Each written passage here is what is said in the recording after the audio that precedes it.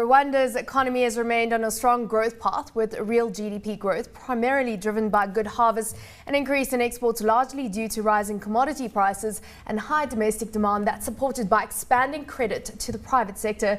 Joining me to take a look at why the country is referred to as the beacon of East Africa, Brian Dlamini, a sovereign risk analyst at RMB. Brian, thank you so much for joining us. Of course, one of the factors which really catapulted Rwanda into the focus, apart from the fact that it has been a fantastic turnaround story socially, is the fact that the ease of doing business it's really been so successful there. They won the top place in the 2010 Ease of Doing Business survey. And that, of course, really put it into the spotlight of the world. Just give us your views right now on the fantastic growth story that we have had in Rwanda. Right. The country prides itself as, the Singapore of Africa. And that is primarily premised on the fact that it's relatively open to foreign investors. And in addition, the ease of doing business there is amongst the best. If we look at a ranking, for instance, it ranks at 45th place. But then when you compare it to its East African peer, which is sitting at 109, Kenya. So you can see the difference there. It also is one of the few countries on the continent where you can start up a business relatively easy. It's less than what it would be, say, in South Africa as well. Now, of course, an interesting fact is the fact that a former Georgian Prime Minister is in fact one of the heads of the Bank of Kigali, and he in fact brought across all the reforms learned from the country Georgia into Rwanda, and is being one of the key figureheads in terms of driving the ease of doing business. Now, when you look at Georgia, very innovative. They in fact apparently give you a bottle of wine when you arrive in the country, and visa-free travel into the country. So some of these innovative type of approaches have been brought into Rwanda. Can you talk to us about some of the innovations that we're seeing in the country? Well, I think if we look at, for instance, the GDP growth, that also tells a lot about the flowing FDI into the country. We see, the country's been growing at about 8% over the last 2 years, 7.2 for next year. And in addition, we're also seeing that there's quite a bit of political stability on the domestic side. So that helps a lot for businesses, for businesses to thrive.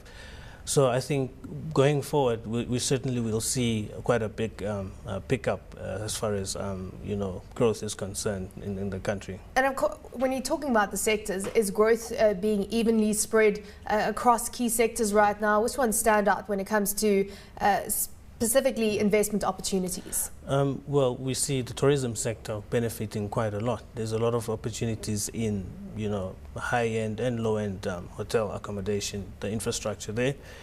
Infrastructure as well, as the country grows, that will also be something where investors could be looking to get into.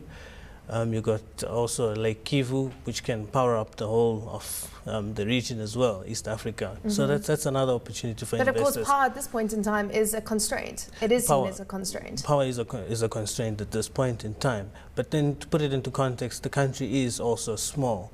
And in addition, it is playing catch-up with the other East African countries in terms of where it comes from the civil war days.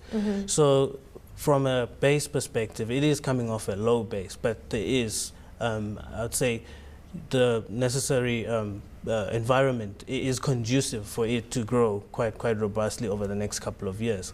Let's talk about the prospects for Eurobond, because that is the next question. Could Rwanda, in fact, be the next country that launches a Eurobond? We saw how successful Zambia's $750 million Eurobond was, 15 times oversubscribed. Is there appetite out there? Well, the country's external rating is at B+, comparable to Zambia. So when you look at it from that perspective, yes, it is possible. The benefits, obviously, is that if they tap foreign markets, it's cheaper in foreign currency, and it's long-dated debt, which only gets repaid 10 to 15 years from the point of issuance. So those are the advantages. And I think the more African countries issue Eurobonds, it will serve as a lesson for them what to avoid and how to really go about doing it. So looking at it from that perspective, I would say it could be on the cards. I mean, from an international perspective, though, what is the niche positioning of Rwanda, apart from the fact that it's so easy to set up a business in the country? You know, how would it be viewed by international investors? Because one would argue that Zambia is really about mining and it's about growing agriculture. Apart from tourism, is that really their only unique selling proposition? Well, the other interesting fact about the country is that from a corruption perceptions point of view, it fares really, really well. You look at the powerhouses, you look at Nigeria, which is sitting at 143rd position against 49th place here. And when you look at it from, say, looking at it against South Africa at 64th place. So there's a perception that the place is less corrupt. When we look at as well what drives the economy, we see that agriculture is the main driver of the economy. So I think going forward, they will have to look at ways to diversify the economy away from agriculture at the present moment, which is what seems to be going on at the moment.